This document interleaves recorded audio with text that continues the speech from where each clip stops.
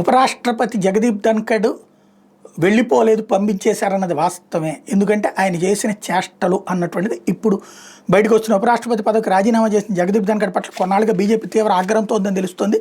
ధన్ఖడ్ అనారోగ్య కారణంతో రాజీనామా చేశానని చెప్తున్నా మొదటి నుండి అందరూ వేరే కారణం ఉందని ఊహిస్తూనే ఉన్నారు. దాన్ని బలపరిచే విధంగా బుధవారం మరో సంఘటన జరిగింది. మాజీ ఉపరాష్ట్రపతికి రాజ్యసభ గౌరవప్రదమైన వీడ్కోలు ఇవ్వాలని పార్లమెంటు సభా వ్యవహారాల సలహా సంఘం సమావేశంలో కాంగ్రెస్ నేత జయరాం రమేష్ ప్రతిపాదించారు.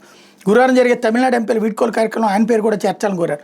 బీజేపీ మౌనం వహించింది. ఇతర పార్టీలు కూడా ఎందుకో జయరాం ప్రతిపాదనకు మద్దతు తెలపలేదు. దాంతో ధన్ఖడ్ వీడ్కోలు లేకుండానే వానప్రస్థానికి వెళ్లాల్సి వస్తుంది. గత ఏడాది నుంచే బీజేపీకి ఆయనకు మధ్య ఎడం పెరిగినట్టు సమాచారం. పైగా న్యాయ వ్యవస్థపై ఆయన కొద్ది నెలలుగా తీవ్రస్థాయిలో విరుచుకుపడుతున్నారు. జస్టిస్ వర్మ వ్యవహారం జరిగినప్పుడు న్యాయ వ్యవస్థపై కీలక ప్రశ్నలు సంధించారు.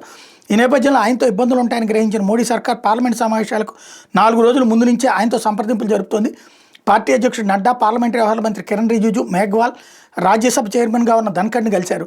జస్టిస్ వర్మ తొలగింపునకు లోక్సభలో తాము పిటిషన్ పెడుతున్నామని, రాజ్యసభలో విపక్షాలు పెట్టే పిటిషన్లను ముందుకు తీసుకెళ్లకుండా చూడాలని విజ్ఞప్తి చేశారు. అయితే సోమవారం కాంగ్రెస్ ఇచ్చిన అభిశంసన నోటీస్ విషయంలో ధన్ఖడ్ అందుకు విరుద్ధంగా వ్యవహరించారు. పైగా సభలో పహల్గావ్ దాడి గురించి విపక్ష నేత ఖర్గేకు మాట్లాడే అవకాశం ఇచ్చారు. ప్రభుత్వం తరపున మాట్లాడిపోయిన నడ్డాను మాట్లాడనివ్వలేదు. దాంతో నడ్డా తీవ్ర ఆగ్రహానికి గురయ్యారు. జస్టిస్ వర్మపై కాంగ్రెస్ పెట్టిన తీర్మానాన్ని అనుమతిస్తానని ఉపరాష్ట్రపతి అధికారికంగా ప్రకటించడంతో అప్పటికప్పుడు ఆయనకు అభిశంసించేందుకు కూడా ఎన్డీఏ పక్షం సన్నద్ధమైందని సమాచారం. ఆయనపై ఒత్తిడి తేవడమే అప్పటికే బీజేపీ లక్ష్యం. మొదట్లో కాంగ్రెస్తో ఉప్పునిప్పుగా ఉన్న ధన్ఖడ్ వైఖరి గత డిసెంబర్ నుంచి మారిందని బీజేపీ భావిస్తోంది.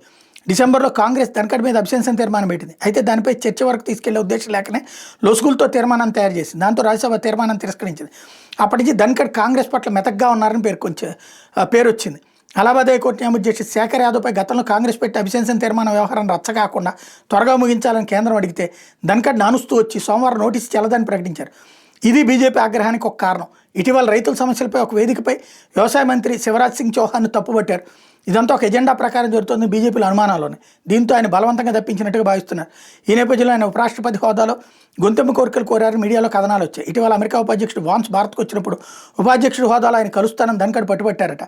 మంత్రుల కార్యాలయంలో రాష్ట్రపతి ప్రధాని ఫోటోలతో పాటు తన ఫోటో పెట్టాలని డిమాండ్ చేసేవారిని, వాహన శ్రేణిలో మెర్సిడెస్ బెంజ్ కార్లు కావాలన్నారని కథనాలు ప్రచారం చేశారు. మరోవైపు ఎన్డీఏ కొత్త ఉపరాష్ట్రపతి రేసులో బీహార్ మహానాయకుడు కర్పూరి ఠాకూర్ తనయుడు రాష్ట్ర మంత్రి రామ్నాథ్ ఠాకూర్ పేరు గట్టిగా వినబడుతోంది అన్నటువంటిది ఇప్పుడు కీ పాయింట్. అయితే ఇక్కడ విషయం ఏంటంటే ఈయన రిజైన్ చేయడానికి నిరాకరిస్తే అభిశంసన తీర్మానం మీద ఎంపీల సంతకం కూడా పెట్టడం బిగిన్ చేసేటప్పటికి అప్పుడు రిజైన్ చేశాడని చెప్తున్నారు.